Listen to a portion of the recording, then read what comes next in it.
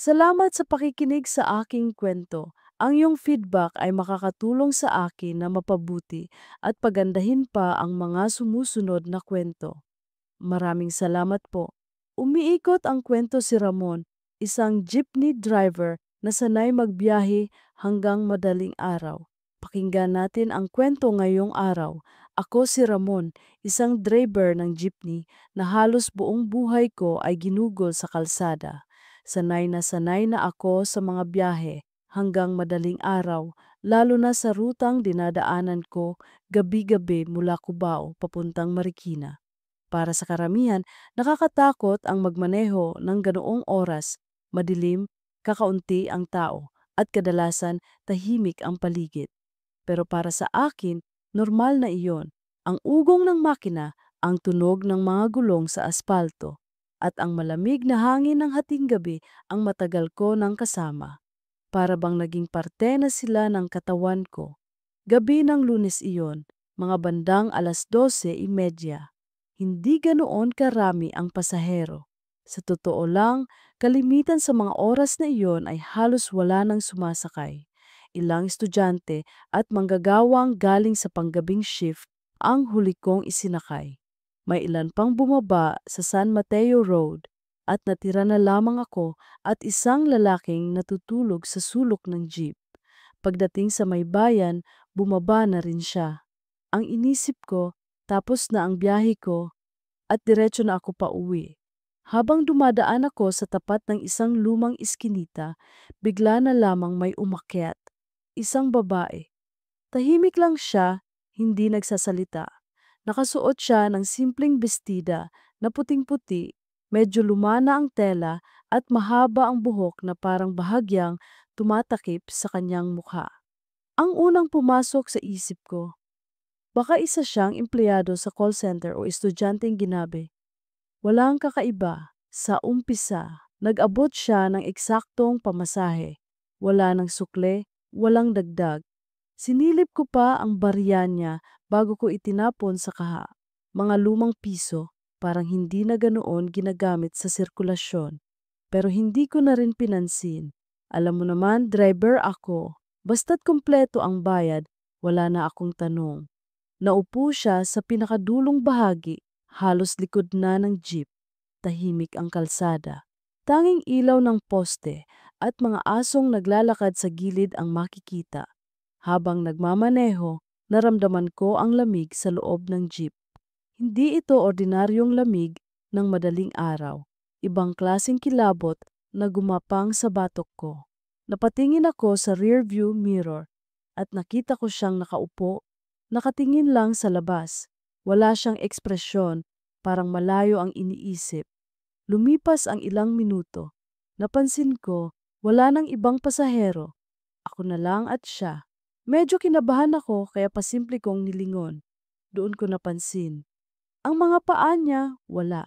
Hanggang tuhod lang ang nakikita ko. Ang bestida niya ay nakalambitin, pero walang binti o paa na sumasayad sa sahig ng jeep. Napakagat ako ng labi at sa isang iglap, naglaho siya. Nawala na lang parang usok sa mismong upuan kung saan siya nakaupo. Muntik kong mabitawan ang manibela. Ang preno ay halos hindi ko mapindot sa gulat. Huminto ako sa gilid ng kalsada, hingal na hingal, malamig ang pawis sa noo at batok ko. Ang jeep ay tumahimik. Tanging ugong ng makina at tibok ng dibdib ko ang naririnig ko. Tumingin ako sa upuan kung saan siya nakaupo, wala na. Pero may naiwan, isang bariyang piso. Kumikinang sa ilaw ng poste, pero kakaiba ang itsura. Kinuha ko iyon at napansin ko, ang taon na nakaukit ay 1987, hindi karaniwang barya. Ramdam ko ang lamig nito, parang nagyayalong bakal. Hindi ko alam kung paano ako nakauwi. Para akong robot na nagmaneho pa uwi ng garahe. Pagdating sa bahay, binuksan ko ang kahon ng mga baryang ipon ko at inilagay ko roon ang baryang naiwan niya. Pero ang malamig na pakiramdam, hindi pa rin nawala. Hanggang sa pagtulog ko, ramdam ko pa rin ang presensya niya sa loob ng jeep. Kinabukasan, pilit kong binura sa isip ko ang nangyari. Sabi ko sa sarili ko, baka pagod lang ako, baka guni-guni lang. Pero nang muling dumating ang gabi at kailangan ko na namang bumiyahe, bumalik din ang kaba. At totoo nga, pagdaan ko muli sa parehong iskinita, naramdaman ko ulit ang lamig sa loob ng jeep. Hindi siya nagpakita sa mata ko, pero ramdam ko ang presensya sa likuran. Parang may nakaupo pa rin sa parehong lugar, nakatingin lamang sa akin sa pamamagitan ng salamin. Habang nagmamaneho ako, hindi ko mapigilan ang mapaisip. Sino ba siya? Ano ang ginagawa niya roon? At bakit sa jeep ko pa siya sumasakay? At nang gabing iyon, bago pa ako makauwi, narinig ko ang tunog ng isang barya na gumulong sa sahig ng jeep kahit wala akong pasahirong sumakay. Pagmulat ng mga mata ko kinabukasan, mabigat pa rin ang dibdib ko. Parang binabato ako ng alaala ng gabi kagabi at paulit-ulit na bumabalik sa isip ko ang imahe ng babaeng bigla na lamang naglaho sa upuan. Sinubukan kong iwaksi iyon habang nagkakape. Iniisip ko, baka nga pagod lang ako o baka guni-guni lang dulot ng kakulangan ng tulog. Pero nang makita ko sa lamesa ang baryang naiwan niya, yung lumang piso na parang nagyayelo ang lamig, bumalik ulit ang kilabot. Hindi iyon imahinasyon. Totoo ang nangyari, totoo ang babaeng iyon. Kinailangan ko pa ring pumasada kinagabihan. Kahit anong kaba ang naramdaman ko, hindi ko kayang hindi bumiyahe. Jeepney driver ako. Nakasalalay dito ang kinabukasan ko at ng pamilya ko. Kaya kahit nanginginig ang kamay ko habang inaayos ang jeep bago lumabas ng garahe, pinilit kong gawing normal ang lahat. Nilinis ko ang salamin, chinek ang makina, at gaya ng nakasanayan, inihanda ang kaha. Ngunit bago ako umalis, hindi ko maiwasang sulyapan ang lumang bariyang iniwan niya na itinago ko sa bulsa ng polo ko. Hindi ko alam kung bakit ko ito dinadala, pero para bang may persang nagsasabing, huwag ko muna itong bitawan. Pagdating ng 11:00, nagsimula na akong bumiyahe. Una, puno ang jeep ko. Mga estudyante, manggagawa at ilang taong galing sa mga bar. Normal ang biyahe, puno ng kwentuhan, tawanan at ingay. Sa mga sandaling iyon, medyo nakalimutan ko ang kaba. Pero habang isa-isang bumababa ang mga pasahero, unti-unting bumalik ang katahimikan sa loob ng jeep. Nang bandang 12:30, dumaan muli ako sa parehong iskinita. Doon ako biglang nakaramdam ng lamig, iyong lamig na hindi kayang bigyan ng paliwanag ng hangin ng gabi. Parang may kumapit sa balat ko mula sa loob. Alam kong naroon siya, hindi ko siya nakita, pero bawat segundo nararamdaman kong may nakaupo sa hulihan. Napatingin ako sa salamin. Sa una, wala. Ang mga upuan ay bakante, ngunit sa gilid ng paningin ko, tila may aninong nakabalot sa dilim. Hindi ko na lang tinitigan ng diretsyo dahil baka tuluyan akong mawala ng kontrol sa manibela. Pinilit kong tumuon sa kalsada. Nang sumapit ako sa may tapat ng isang lumang gasolinahan, nakita ko si Mang Ben, ang matandang nagbabantay ng station na iyon. Palaging bukas ang maliit na tindahan niya kahit hating gabi. Tumigil ako saglit para magpakarga at sa gitna ng katahimikan, tinanong ko siya. Mang Ben, may naririnig ba kayong kwento tungkol sa babaeng sumasakay dito sa lugar na to? Napatingin siya sa akin, nagkibit balikat, pero may bakas ng kaba sa kanyang mukha. Matagal na yan, Ramon, sabi niya. Bata pa ako nang may aksidenteng nangyari sa kalsadang iyan. May babaeng nasagasaan. Hindi na siya nakauwi. Simula noon may mga driver na nagsasabing may sumasakay na babae tahimik, tapos biglang nawawala. Hindi ko na pinansin dati. Akala ko kwento-kwento lang. Pero kung tinatanong mo, ibig sabihin, naranasan mo na rin ano? Hindi ko na nasagot. Napalunok na lang ako. Pinaandar ko ulit ang jeep at nagpatuloy sa biyahe. Pero habang umaandar, mas lalo akong kinikilabutan. Lalo na nang may maramdaman akong parang may kumaluskos sa ilalim ng upuan sa likod. Pagka-uwi ko kinabukasan ng madaling araw, hindi ko pinigilan ang sarili kong silipin ang ilalim ng mga bangko ng jeep.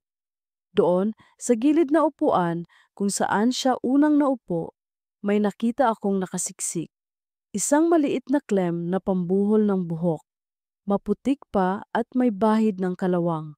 Para bang ilang taon nang nandoon, pero imposibleng hindi ko iyon makita sa dami ng paglilinis ko sa jeep. Pinulot ko ang klem. Pagkahawak ko, naramdaman ko agad ang bigat nito, parang may kalakip na bigat ng alaala. At sa mismong sandaling iyon, biglang bumukas ng kusa ang radyo ng jeep kahit patay naman ang makina. Nagulat ako nang marinig ang mahinang boses ng babae. Ibalik mo ako. Tumigil ang mundo ko. Napakapit ako sa dibdib ko. Parang malalagutan ako ng hininga. Sino siya? Ano ang ibig niyang sabihin? Ibalik saan? O kanino? Hindi ko alam pero alam kong hindi na ito basta multo lang na nagpaparamdam. May kailangan siya, may mensahe siyang gusto niyang iparating. At mula ng gabing iyon, hindi na ako makatulog ng payapa. Sa bawat pagsakay ko ulit sa jeep, ramdam kong palapit ng palapit ang presensya niya. Parang hinihintay niya ang oras na tuluyan niya akong makausap. At baka kasama noon, hilahin ako sa mundong kinaroroonan niya. Maghapon akong parang lutang. Kahit anong gawin ko, bumabalik-balik sa isip ko ang tinig na narinig ko kagabi, ang mahinang bulong mula sa radyo na malinaw na nagsabi, "Saki, ibalik mo ako." Hindi ko alam kung guni-guni ko lang iyon o talagang nangyari. Pero bawat oras na naiisip ko, naninindig ang balahibo ko. Hindi normal ang lahat ng ito. Kinaumagahan, nagpunta ako sa terminal para magpahinga at uminom ng kape kasama ng kapwa driver. Karaniwan, masaya ang umpukan doon, puro biro at tawanan. Pero ngayon, tahimik ako. Halata ni Nardo, isa sa matagal ko ng kasamahan sa ruta. Ramon, bakit parang lutang ka? Tanong niya habang sumisimsim ng kapeng mainit. Baka may problema ka sa bahay? Umiling lang ako. Wala naman. Pero Nardo, may narinig ka na bang kwento tungkol sa babaeng sumasakay sa rutang ito? Yung nawawala bigla? Napatahimik siya sandali. Inilapag ang tasa ng kape at lumapit ng bahagya, ibinaba ang boses. Yun pala ang iniisip mo. Narinig ko na rin ang mga kwento, pare. Ang pangalan daw noon, Alma. Sabi ng matatanda rito, matagal nang naaksidente. Hindi raw siya nakauwi sa pamilya niya. Kaya hanggang ngayon, sumasakay pa rin. Napakunot ang noo ko. Paano mo naman nalaman ang pangalan? Kwento lang din, galing sa ibang driver. May isa ngang nagsabi na nakita niya sa dyaryo dati. Kaso hindi ko na nabasa. Pero iisa ang sinasabi nila kapag gabi na at wala nang ibang pasahero, may biglang susulpot na babae nakaupo sa hulihan. Tapos, unti-unti siyang nawawala. Napatingin ako sa malayo, sa kalsadang daraanan ko mamayang gabi. Hindi ako mapakali. Kinahapunan, pinilit kong tingnan ang dashcam na nakakabit sa harap ng jeep. Madalas ko itong ginagamit para iwas abala kung may traffic enforcer o reklamo ng pasahero. Binuksan ko ang video ng nakaraang gabi. Una, normal ang lahat, mga pasaherong sumasakay, bumababa, normal na usapan. Pero pagdating sa huling bahagi ng biyahe, nang naiwan na lang ako at ang malamig na presensya, tumindig ang balahibo ko. Sa footage, makikita ang loob ng jeep mula sa likod ng balikat ko. Sa umpisa, wala. Pero ilang minuto bago ko maramdaman ang biglang lamig, may aninong lumitaw sa hulihan. Hindi malinaw ang mukha, parang usok na humuhulma sa anyo ng babae. At ang mas nakakatindig balahibo, habang ako ay nagmamaneho, makikita na nakaupo siya sa mismong upuan kung saan ko siya unang nakita. Nag-pause ako ng video, halos mabitawan ko ang cellphone. Huminga ako ng malalim, pinilit kong ipagpatuloy. At doon ko nakita ang hindi ko inaasahan. Sa salamin sa likod ng jeep, May nakaguhit na salita gamit ang hamog o parang usok. Malinaw na malinaw. Alma. Napaatras ako, natapon ang kape na hawak ko. Hindi na ito simpleng multo lang. May pangalan na, may pinagmulan na, at higit sa lahat, may gustong ipahiwatig. Kinagabihan, kahit nanginginig ang tuhod ko, nagpasya akong bumiyahe ulit. Sa isip ko, kung gusto niyang iparating ang mensahe, kailangan kong malaman, kailangan kong makita ang buong katotohanan. Habang patuloy ako sa pagmamaneho, paulit-ulit kong binabalikan ang salitang iyon, Ku Alma. Sino siya? At bakit ako ang pinili niyang lapitan?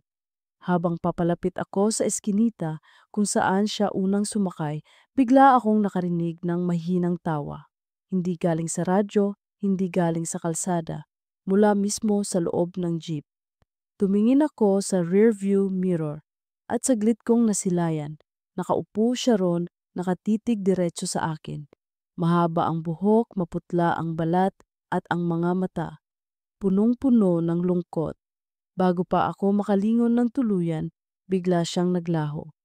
Pero naiwan muli ang malamig na hangin at sa upuang iyon may lumitaw na guhit ng daliri sa alikabok. Hindi pa tapos. Naramdaman kong parang may humigpit na tali sa dibdib ko. Ano ang hindi pa tapos at bakit ako ang dapat makaalam? Kinabukasan, habang nakaupo ako sa tindahan sa tabi ng terminal, nag-scroll ako sa telepono ko. Sa hindi ko malamang dahilan, bigla akong napadpad sa isang lumang artikulo ng balita na lumabas mula sa isang online archive. Binuksan ko iyon at nang makita ko ang headline, halos mabitawan ko ang cellphone ko. Dalaga. Nawawala matapos ang malagim na aksidente sa jeep, 1987. At sa litrato, isang babaeng nakangiti. Payat, mahaba ang buhok, at pamilyar ang mukha. Sa caption, nakalagay, La Alma R. Santos.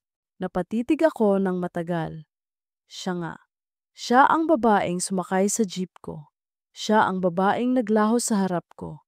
At ngayon, malinaw sa akin, hindi siya basta nagpapakita lang. Naghahanap siya ng kasagutan, ngunit bago pa ako makapag-isip kung ano ang susunod kong gagawin, biglang nagring ang telepono ko, hindi nakarehistro ang numero. Pagkabukas ko, walang ibang lumabas kundi isang malamig na tinig ng babae. Ramon, ibalik mo ako.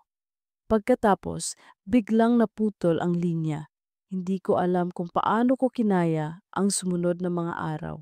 Parang lahat ng ginagawa ko, kahit simpleng paglalakad palabas ng bahay, ay binabalot ng pakiramdam na may nakamasid. Sa bawat pag-ikot ng susi ko sa jeep, ramdam ko na hindi ako nag-iisa. Ngunit gaano man ako matakot, kailangan kong magpatuloy. Ang pamamasada ang tanging hanap buhay ko at kung iiwasan ko ang rutang iyon, ibig sabihin ay gutom ang pamilya ko.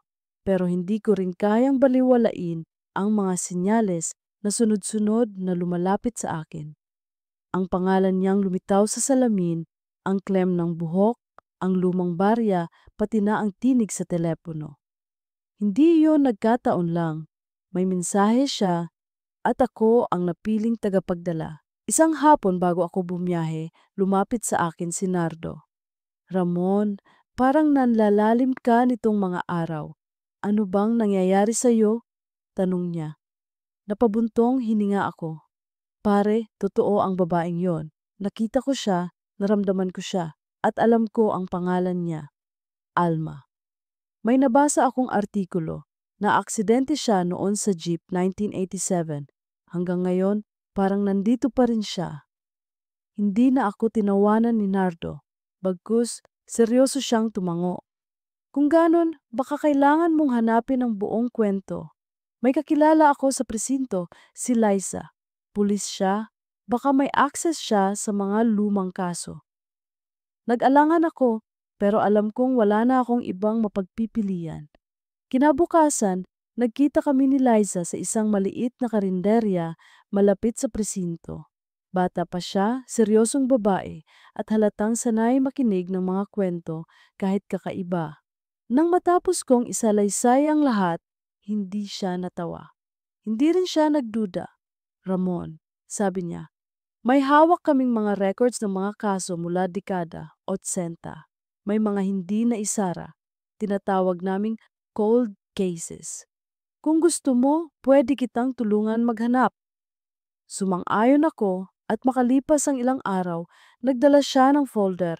Binuksan niya iyon sa harap ko at nakita ko ang lumang mga dokumento, mga litrato ng aksidente, mga notes ng investigador at kahit pahayag ng ilang testigo. Ayon sa ulat, bandang 1987, may jeep na bumangga at tumagilid sa mismong bahagi ng rutang madalas kong tinatahak. Isa sa mga pasahero, si Alma Santos, 22 taong gulang, ay hindi na nakita matapos ang insidente. Ayon sa mga saksi, nakatalon daw siya mula sa jeep bago ito tuluyang bumangga, ngunit nang balikan ang lugar, wala na siyang katawan. Hindi rin siya nakarating sa ospital o sa bahay nila, parang naglaho sa mismong gabi ng aksidente. Ang huling salita sa file na ito, sabi ni Liza, tinuturo ang isang tala ay status, missing, presumed dead. Ngunit walang bangkay na natagpuan, walang kasong naisara. Kinilabutan ako, kaya pala hanggang ngayon narito pa rin siya. Hindi siya umuwi. Hindi natapos ang kwento niya. Kinagabihan, muling bumiyahe ang jeep ko. Habang nagmamaneho, paulit-ulit kong iniisip ang binasa ko. Nang makarating ako sa parehong kalsada kung saan nangyari ang aksidente, biglang nalamig ang buong paligid. Sa windshield, unti-unting bumuo ang manipis na hamog. At sa hamog na iyon, may mga salitang lumitaw, parang isinulat ng daliri mula sa kabilang panig ng salamin. Hindi ako umuwi. Halos mapahinto ako sa gitna ng kalsada. Nanginginig ang kamay ko habang pinupunasan ang windshield, pero hindi nawala ang mga salita hanggang hindi tuluyang naglaho ang presensya sa loob ng jeep. Pagka-uwi ko, kinuha ko ang bariyang naiwan niya at muling pinagmasdan. Doon ko napansin ang isang bagay na hindi ko nakita noong una. Hindi pala ito karaniwang piso. Isa itong lumang token na ginagamit sa ilang jeepney route noong dekada 80. Mga token na matagal nang hindi ginagamit. Muli kong naramdaman ang pagbigat ng dibdib ko. Barya, klem ng buhok, pangalan sa salamin, tinig sa radyo at telepono. Lahat iyon ay pahiwatig. Gusto niyang may mahanap ako. Gusto niyang may maibalik. Kinabukasan, sinalubong ako ni Liza, dala ang isa. Pang-ulat, Ramon. Sabi niya, may dagdag akong nalaman. Ayon sa mga testigo noon, may tumulong kay Alma bago ang aksidente. Isang lalaking hindi nakilala. May mga bulong-bulungan na may tinatago ang jeepney operator noon, pero walang investigasyong nagtuloy. Naiwan na lang itong misteryo. Tumango ako, pero bago ko pa masabi ang iniisip ko, may naramdaman akong malamig na hangin. Nasa garahe lang kami, maliwanag ang araw, pero biglang may basang marka ng paa ang lumitaw sa sahig ng jeep. Malinaw, sariwa at hindi dapat posible. Lumingon ako kay Liza, nanlaki ang mga mata niya. Ramon, bulong niya, hindi ka na lang saksi dito. Pinipili ka niyang maging bahagi ng pagbabalik niya. At sa mismong sandaling iyon, napagtanto ko, simula pa lamang ang lahat.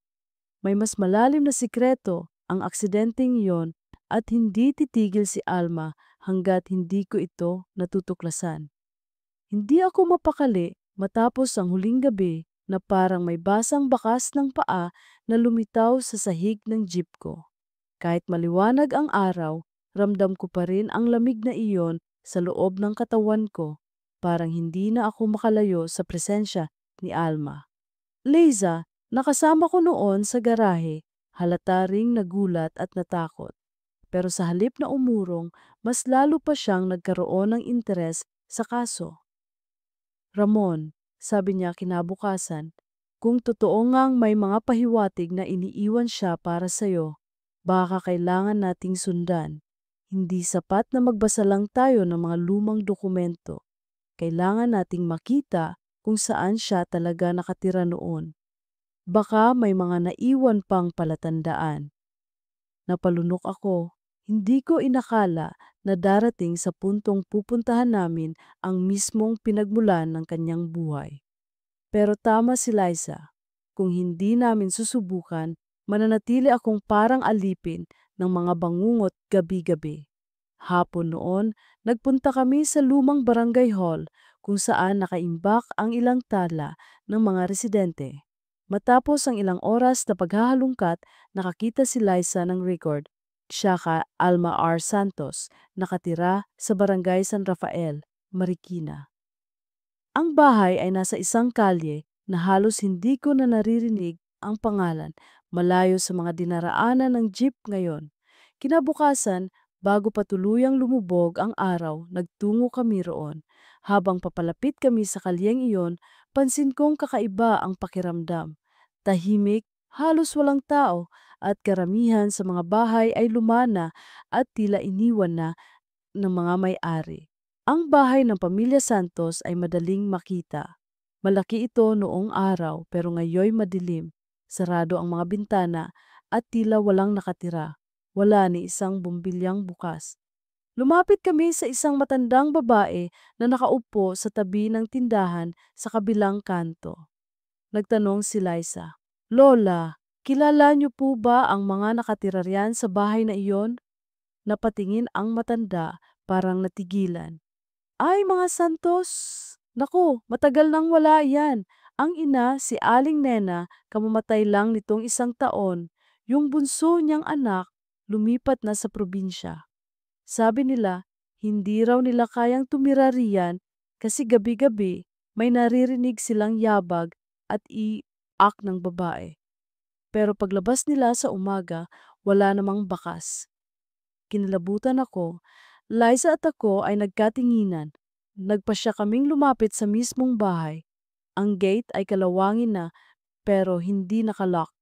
Binuksan namin at agad kong naramdaman ang bigat ng hangin sa loob. Ang damo sa bakuran ay mataas na at sa loob ng bahay kita ang kapal ng alikabok sa sahig. Habang nililibot namin ang sala, biglang may nahulog na maliit na papel mula sa ibabaw ng lumang aparador. Pinulot ko iyon, isang lumang litrato ng isang dalaga na nakangiti. Sa gilid ng litrato may nakasulat, "Alma, ika Oichin Kaarawan." Parang sinaksak ang dibdib ko. Siya nga, ang babaeng iyon ang mismong sumakay sa jeep ko. Habang hawak ko ang litrato, bigla kong narinig ang tinig ng isang batang lalaki mula sa labas ng bahay. "Tito, sino po yan?" Nagulat ako. Nasa tarangkahan ang isang batang mga 8 o 9 na taon ng edad, kasama ang isang matandang babae na halatang lola niya. Nang makita ng bata ang litrato, ngumiti siya. "Si Tita Alma, yan, may picture kami niyan sa bahay dati." Lumapit ang lola at humingi ng paumanhin. "Pasensya na anak, ang apo ko kasi mahilig magtanong." Pero tama siya, kilala namin si Alma. Pinsan siya ng nanay niya. Mabait na bata yon pero malungkot ang nangyari. Inabot ko sa kanila ang litrato. Nanginginig ang boses ko nang tanungin ko, "Ano pong nangyari, Lola?" Huminga ng malalim ang matanda. Noong gabing iyon, umuwi si Alma galing trabaho. Sumakay siya ng jeep pero hindi na siya nakauwi. Ang sabi ng pulis, na aksidente raw pero hindi nakita ang katawan. Ang nanay niya halos mabaliw sa kakahanap. Ang bahay na ito ilang taon nang walang ilaw dahil kahit kuryente, pinaputol na nila, hindi na kayang balikan ng pamilya. Habang nagsasalita siya, napansin ko ang bata. May hawak siyang maliit na bagay, isang pendant na bilog, may ukit na bulaklak. "Ito po ang naiwan ni Tita Alma," sabi ng bata. "Binigay ni Mama sa akin." Nanlaki ang mga mata ko. Ang disenyo ng pendant ay kapareho ng nakaukit sa klem ng buhok na nahanap ko sa jeep. Halos hindi ako makahinga. "Pwede ko bang makita?" tanong ko. Inabot ng bata ang pendant. Pagkahawak ko, agad akong nakaramdam ng malamig na hangin kahit tirik ang araw. Sa loob ng bahay, may narinig akong mahinang yabag, dahan-dahan, parang mula sa hagdan. Pero nang lumingon ako, wala namang tao. Umiling ang lola. Ganyan na iyan palagi. Tuwing gabi, may naririnig kaming mga yabag sa labas ng gate. Akala namin, tao. Pero paggising sa umaga, wala man lang bakas ng paa. Kaya umalis na rin kami. Hindi namin kayang makasama ang mga multo. Hawak-hawak ko ang pendant at klem ng buhok. Halos nanginginig ako. Magkapares sila at parehong kay Alma. Parang dahan-dahan, binubuo niya ang sarili niya mula sa mga pirasong naiwan. At ako ang sinusubukan niyang lapitan upang makumpleto ang kwento. Bago kami umalis, tumingin sa akin ang bata. Tito Ramon, minsan kasi nananaginip ako. May babae na nakangiti, mahaba ang buhok, at sinasabi niya gusto niya nang makauwi.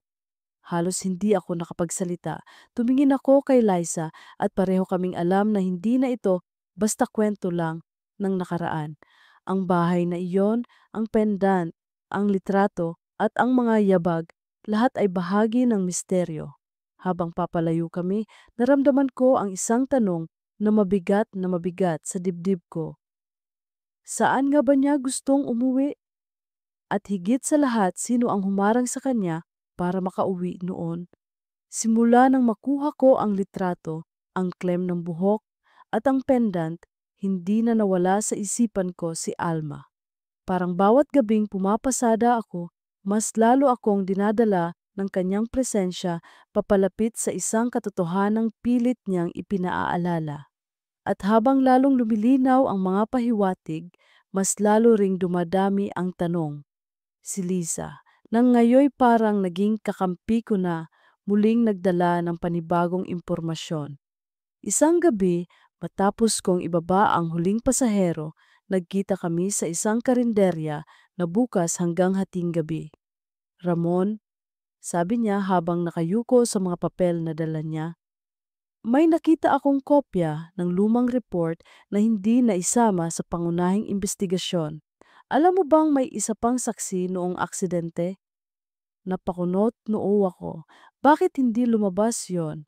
Dahil ang saksi ay isa ring driver, jeepney driver na nagtatrabaho noon sa parehong ruta. Ang pangalan niya, Ernesto. At alam mo ba kung sino siya ngayon? Tumigil sandali si Lisa bago ipagpatuloy. Si Mang Ernesto, na ngayon ay isang dispatcher sa terminal natin. Halos mabitawan ko ang tasa ng kape ko. Kilala ko si Mang Ernesto. Siya ang madalas kong nilalapitan kapag may aberya sa pila ng jeep. Tahimik lang siya, matanda na, at laging nakaupo sa gilid ng terminal. Hindi ko kailanman naisip na may kinalaman siya sa nakaraan ni Alma. Kinabukasan, nagpunta ako sa terminal ng mas maaga kaysa dati. Nakaupo si Mang Ernesto sa lumang bangko, hawak ang kanyang sigarilyo, tila walang iniintindi. Umupo ako sa tabi niya. Manong, may itatanong sana ako. May ngat kong bungad. Noong 1987, may aksidente raw dito sa ruta natin. Isang babaeng nagngangalang Alma. Kilala niyo po ba yon? Nag-iba ang ekspresyon ni Mang Ernesto. Sa halip na sumagot agad, tumingin siya sa malayo. Sa kalsadang dinadaanan ng mga jeep gabi-gabi, matagal siyang natahimik bago nagsalita. Matagal ko ng pilit kinakalimutan yon, sabi niya sa mababang tinig. Oo, Ramon, nandun ako. Isa ako sa mga huling nakakita kay Alma. Kinilabutan ako. Ano po ba talaga ang nangyari? Huminga siya ng malalim. Gabi ng aksidente, puno ang jeep, umuulan pa noon, biglang nagkaroon ng karera sa kalsada, isang bus at isang jeep na parehong mabilis ang takbo. Nakita kong si Alma ay parang takot na takot. May isang lalaking pilit siyang kinakausap, kinakalabit, tila ayaw niya at para makaiwas, nagdesisyon siyang tumalon bago pa sumalpok ang jeep. Pero napatigil si Mang Ernesto at umiling. Hindi na siya bumangon. Sa gitna ng ulan, parang nilamon ng dilim ang katawan niya. Naghanap kami pero wala. Ang mga pulis nagkulang din sa investigasyon at dahil maliit lang ako noon, hindi ako pinakinggan. Tahimik akong tumanggap na may sikretong tinakpan. Nanlamig ako sa narinig ko. Ibig sabihin, hindi lang simpleng aksidente ang nangyari. May nang-abuso sa kanya bago siya tumalon. Tumango si Mang Ernesto, nanginginig ang kamay. At ang lalaking iyon ay isa ring driver. Pero may malalakas siyang koneksyon sa operator ng mga jeep. Tinakpan nila ang kaso. Hanggang ngayon, wala ni isang tao ang nagbanggit tungkol doon. Pakiramdam ko'y sumikip ang dibdib ko. Lahat ng piraso ng puzzle ay nagsisimulang magkadugtong. Hindi lang basta aksidente ang nangyari. May kasamang kasalanan, pagtatakip at pananahimik. Kinagabihan, matapos kong ibaba ang mga huling pasahero, napagpasyahan kong puntahan muli ang lugar ng aksidente. Kasama ko si Liza, dala namin ang flashlight at ang mga gamit na nakuha namin mula sa bahay ni na Alma. Sa gitna ng dilim at katahimikan, tumigil kami sa mismong kalyeng sinabi ni Mang Ernesto. Habang tinitingnan ko ang paligid, biglang bumigat ang hangin. Ang mga puno sa gilid ng kalsada ay tila naguunahan sa pagbubulong. At mula sa dulo ng kalsada, may malamig na simoy na dumampi sa akin. Ramon, narinig ko ulit ang tinig. Hindi ito boses ng imahinasyon. Totoong naron. Tiningnan ko si Lisa at halatang siya man ay nakarinig. Narinig mo yon? Tanong ko. Tumango siya. Oo, ramdam ko rin. Lumapit kami sa gilid ng kalsada kung saan maraming damo at mga ugat ng puno. Doon, parang may liwanag na nagmumula sa lupa. Nang inilawan ko ng flashlight, tumambad sa amin ang isang bagay na natabunan ng lupa at putik. Isa itong lumang sapatos na pambabae. Maputla na, luma at halos gumuho na sa kalumaan. Pagkapulot ko, biglang umihip ang hangin ng malakas. Ang mga dahon ay nagkagulo at sa windshield ng jeep na nakaparada malapit, unti-unting lumitaw ang hamog na bumuo ng mga salita. Hindi ako nag-isa. Halos mahulog ako sa kinatatayuan ko. Hindi lang si Alma ang biktima. Mayroon pang ibang kasama. Bumalik kami ni Liza sa jeep, nanginginig pareho. Doon, ikinuwento niya ang natuklasan pa niya mula sa mga file. Ramon, base sa ilang tala, buntis si Alma noong panahong iyon. Hindi alam ng pamilya niya. Ang batang dinadala niya, iyon ang kasama niyang tinutukoy. Parang gumuho ang mundo ko. Hindi lang pala isang buhay ang nawala, kundi dalawa. At pareho silang hindi nabigyan ng hustisya. Habang nagmamaneho ako pauwi, biglang bumigat ang manibela ng jeep. Pinilit kong kontrolin, pero parang may humaharang. Nang sumilip ako sa rearview mirror, nakita ko siya. Si Alma, nakaupo sa hulihan, yakap-yakap ang isang maliit na anino ng bata. Nakatingin sila pareho sa akin, puno ng lungkot ang mga mata. At bago sila tuluyang maglaho, narinig ko ang parehong bulong.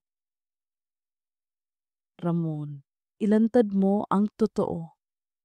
At sa gabing iyon, alam kong wala na akong atrasan. Ang sikreto ng nakaraan, ang kasalanan ng mga taong nagtakip, at ang pagkawala ni Alma, lahat iyon, ako na mismo ang kailangang humarap at ilantad. Hindi ko malilimutan ang gabing iyon.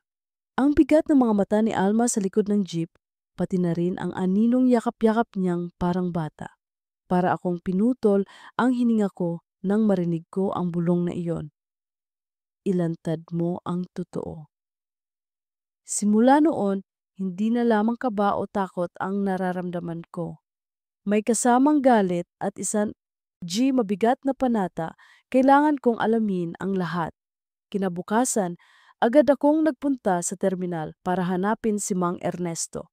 Pagdating ko, naroon siya sa karaniwang pwesto niya, nakaupo sa bangko, naninigarilyo at tila ba hinihintay na darating ako. Manong, bungad ko. Hindi ko na kayang itago ang lahat. Nakita ko siya ulit. Hindi lang si Alma ang biktima, buntis siya noong gabing iyon. Dalawa silang namatay. Halos mabitawan ni Mang Ernesto ang sigarilyo. Napayuko siya, halatang kinurot ng konsensya. Matagal ko nang pinagsisihan, Ramon.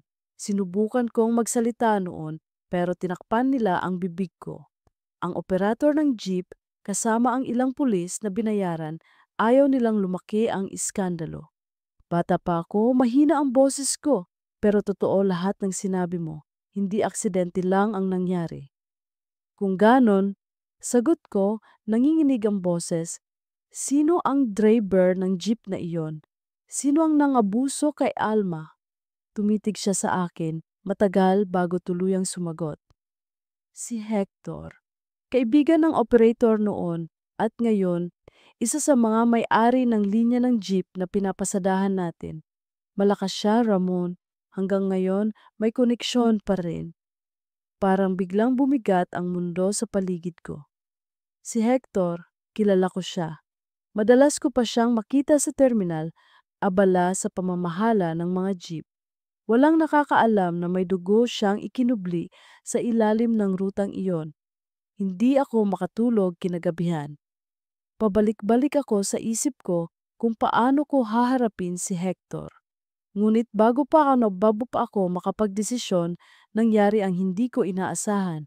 Habang pauwi ako mula sa isang maikling biyahe, biglang tumigas ang manibela ng jeep ko sa mismong dulo ng rutang madilim.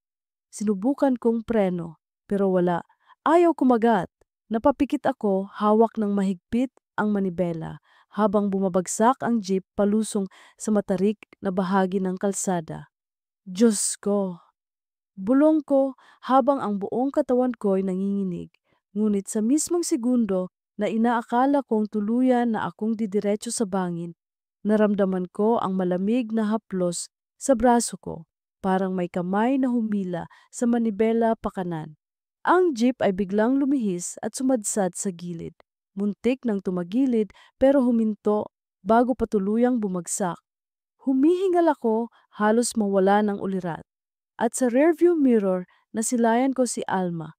Nakaupo siya roon, yakap pa rin ang aninong bata. Pero ngayon, may luha sa kanyang mga mata. Hindi na siya galit, kundi tila nagmamakaawa.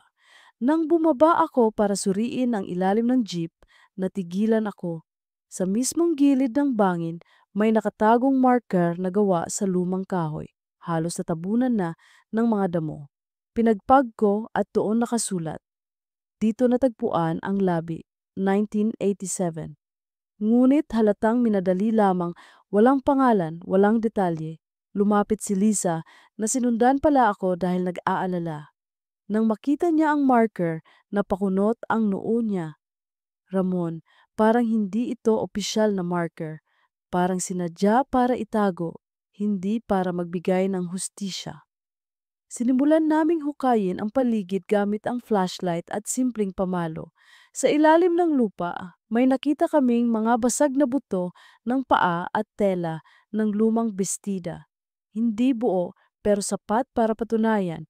Narito nga ang mga labi ni Alma. Sa mismong oras na iyon, umihip muli ang hangin. Sa salamin ng jeep na naiwan sa gilid ng kalsada, muling bumuo ang hamog ng mga salita. Ilantad mo siya. Naramdaman kong nanginginig ang tuhod ko. Hindi na lang paghahanap ng katotohanan ang kailangan. Kailangan naming harapin mismo si Hector. Kinabukasan, binalikan namin ni Liza si Mang Ernesto. Dito, ikinuwento niya ng buo ang mga nangyari noong gabing iyon. Paano pinilit ni Hector na lapitan si Alma, paano ito tumalon para makalayo, at paano tinakpan ng operator at ilang kasabwat ang lahat para hindi lumaki ang iskandalo. Kung lalapit ka sa kanya, Ramon, mag-ingat ka, babala ni Mang Ernesto. Malakas pa rin siya, may mga tao siyang hawak. Ngunit desidido na ako. Hindi ko na kayang manahimik. Hindi lang siya ang multo sa jeep ko, Manong. Isa siyang ina na nawala ng buhay at may batang nadamay. Kung hindi ako kikilos, walang makakaalala sa kanila. Gabi ng parehong araw, pinuntahan ko si Hector sa terminal. Nakaupo siya sa isang opisina, hawak ang mga resibo at listahan ng boundary ng mga driver. Nang makita niya ako, ngumiti siya ng malamig. Ramon, sabi niya, narinig kong marami kang tinatanong nitong mga araw. Baka nakakalimutan mo, may trabaho ka dahil sa linya ko. Huwag ka nang mag-aksaya ng oras sa mga patay. Nag-init ang dugo ko. Hindi patay ang tinutukoy ko, Hector. Si Alma. Siya ang babaeng hanggang ngayon sumasakay sa jeep ko gabi-gabi. At alam kong ikaw ang dahilan kung bakit hindi siya nakauwi. Nagbago ang ekspresyon ni Hector. Tumalim ang mga mata niya at marahan siyang tumayo. Wala kang pruweba. Pero bago pa siya makalapit sa akin, biglang nagpatay-sindi ang mga ilaw sa opisina. Lumamig ang paligid at mula sa salamin ng bintana, kitang-kita ang hugis ng kamay na nakadikit mula sa loob, hindi atin. Nang lumengon kami pareho, nandoon siya. Si Alma, nakatayo sa sulok, malamig ang titig kay Hector. Sa tabi niya ang aninong bata. Natigilan si Hector, namutla at napaatras. Hindi, imposibleng, ngunit bago pa siya makatakbo, nagdilim ang paligid at sumiklab ang ugong ng hangin. At sa mismong sandaling iyon, alam kong darating na ang wakas ng pagtatago ni Hector. Hindi ko na alam kung paano ko kinaya ang gabing iyon sa opisina ng terminal. Ang presensya ni Alma, pati na rin ng aninong batang yakap niya, ay naging parang bangin na sumasakmal sa aming tatlo. Kay Hector, kay Liza na sumilip mula sa labas, at higit sa lahat sa akin. Para akong naiipit sa dalawang mundo. Ang mundong nilalakaran ng mga buhay at ang mundong hindi matahimik ng mga kaluluwa. Nakatitig si Hector kay Alma, nanginginig, pawis na pawis kahit malamig ang paligid. Hindi totoo. Matagal na yon, matagal nang tapos. Sigaw niya, ngunit hindi sumagot si Alma. Sa halip, lumapit siya ng dahan-dahan. Hindi siya humahakbang na tulad ng karaniwang tao. Parang dumudulas ang mga paa niyang hindi ko pa rin nakikita. Sa bawat paglapit niya, mas lumalakas ang ugong ng hangin at mas tumitindi ang takot sa mga mata ni Hector. Ramon! Sigaw ni Hector, desperado. Tulungan mo ako! Huwag mong hayaang kunin niya ako! Pero nanigas lang ako sa kinatatayuan ko. Sa unang pagkakataon, malinaw sa akin na hindi ako ang dapat iligtas. Ako ang saksi, ang daan para ilabas ang katotohanan. At si Hector, siya ang may kasalanan. Biglang bumukas ang radyo sa mesa niya. Kahit wala namang kuryente, ang parehong tinig na ilang ulit kong narinig ay muling nagbunga ng kilabot ay ibalik mo ako. At sa huling pagkakataon, tumigil si Alma sa harap ni Hector. Inangat niya ang kanyang kamay at biglang nagliyab ang lahat ng mga papel sa mesa. Mga resibo, tala, pati na ang listahan ng boundary. Sa apoy na iyon, lumitaw ang mga salitang, Koen, kasalanan mo. Napasigaw si Hector at sa isang iglap, bumagsak siya sa sahig, nangingisay. Walang nakadikit sa kanya, pero para bang binigat siya ng lahat ng kasalanang tinago niya sa loob ng 3 dekada. Napatakbo si Liza papasok, inabot si Hector at tiningnan ang pulso. Buhay pa siya, Ramon, pero mahina. Kailangan nating dalhin sa ospital at pagkatapos, kailangan niyang humarap sa batas. Tumango ako, ngunit nanatili ang tingin ko kay Alma. Nakatayo pa rin siya, hawak ang aninong bata. Ngayon, hindi na galit ang makikita sa kanyang mukha, kundi kalungkutan at kapayapaan na dahan-dahang humahalo. Tumingin siya sa akin at sa huling pagkakataon, narinig ko ang kanyang bulong. Salamat, nakauwi na ako. At sa mismong oras na iyon, naglaho siya. Pati na rin ang aninong bata, ang lamig sa paligid ay naglaho at tanging katahimikan na lamang ang natira. Sumunod na mga linggo, naging laman ng balita ang muling pagbubukas ng kaso ni Alma Santos. Sa tulong ni Liza, lumabas ang buong katotohanan, ang pagtakas ni Alma mula sa pang-aabuso. ang pagtatakip ng operator, at ang pagkawala ng kanyang katawan na sinadyang hindi hanapin. Si Hector, matapos maoperahan dahil sa atake sa puso noong gabing iyon, ay umamin sa lahat. Sa korte, ibinulgar niya kung paano niya tinakpan ang insidente at kung paano siya tinulungan ng mga kasabwat niya. Para sa pamilya ni Alma, lalo na sa natitirang kapatid niya, isang mabigat na lunas ang naibigay. Naituro ang mismong lugar kung saan natagpuan ang kanyang mga labi at nagkaroon ng disenteng libing. Sa unang pagkakataon matapos ang 3 dekada, may lapida ng nagtataglay ng kanyang pangalan, hindi na basta marker na kahoy na walang pakundangan. Ako naman, bumalik sa normal na pamamasada, ngunit hindi na katulad ng dati. Sa tuwing dadaan ako sa rutang iyon, hindi ko na nararamdaman ang malamig na hangin sa likuran. Hindi na rin ako ginugulo ng mga yabag o bulong. Ang jeep ko ay naging tahimik, parang nabunutan ng tinik. Ngunit may isang bagay na hindi ko malilimutan. Nasa kahapa rin ang lumang token na naiwan niya noong unang gabi. Sinubukan kong itapon iyon, pero tuwing ginagawa ko, bumabalik ito sa kaha. Para bang hindi ako pinapayagang mawala ito, kaya tinanggap ko na lang.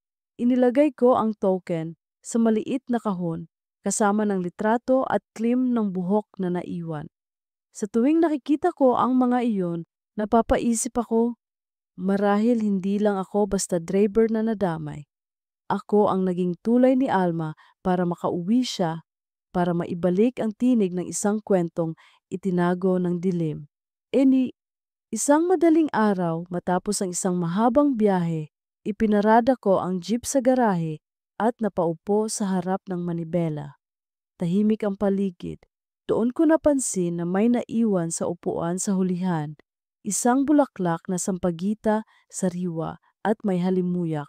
Napatitig ako, walang ibang sumakay kanina at tiyak akong isinara ko ang pinto. Inabot ko ang bulaklak at sa mismong paghawak ko, ramdam ko ang banayad na hangin na dumaan sa loob ng jeep.